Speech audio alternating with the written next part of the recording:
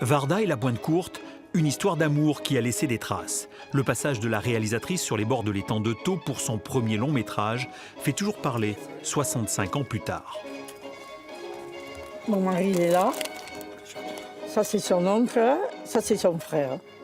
Ça, c'est sa grand-mère et son grand-père. Voilà. Et ça, c'est Agnès. Et ici, à la Pointe Courte, on a la langue bien pendue. Même si Agnès Varda y est très appréciée, le film et un certain Philippe Noiret ont laissé un souvenir mitigé. Ils ont un peu accentué la misère, ils en avaient besoin par rapport à la situation du film. Hein. Mais vraiment, ils ont poussé. Ouais, ils ont vraiment poussé. Et ça n'a pas plu aux pointus? Pas trop. Au début, non. Au début, pas trop. Non. On a dit, elle nous fait, Après, elle nous fait passer pour des caracs. C'était fait. Bon, mais voilà, c'était pas trop, ça plaisait pas trop, non.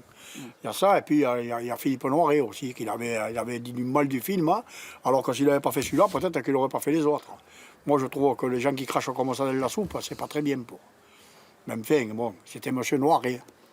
C'est devenu M. Noiret, peut-être par rapport à ce film. Et si j'avais su, moi, que Philippe Noiret soit si bon, qu'après je l'ai tant aimé, j'aurais dit à Marcel, continue, hein, parce qu'il était meilleur que là, lui. Hein. Pour cet hommage, des documentaires moins connus étaient aussi projetés en ville. L'occasion de voir ou revoir l'art inimitable de Varda pour parler des gens, comme ici, avec Du côté de la côte. Ce sont les touristes, les curieux, les émigrants, les amateurs, les passagers qui découvrent un jour cette côte et s'y assemblent pour épuiser leur temps de liberté. Agnès Varda et Seth, un hommage remarqué et apprécié, avec un bémol tout de même. Mais ce qui est très désagréable, c'est l'hommage à, non pas à Agnès Varda, mais à François Comey au début. C'est scandaleux.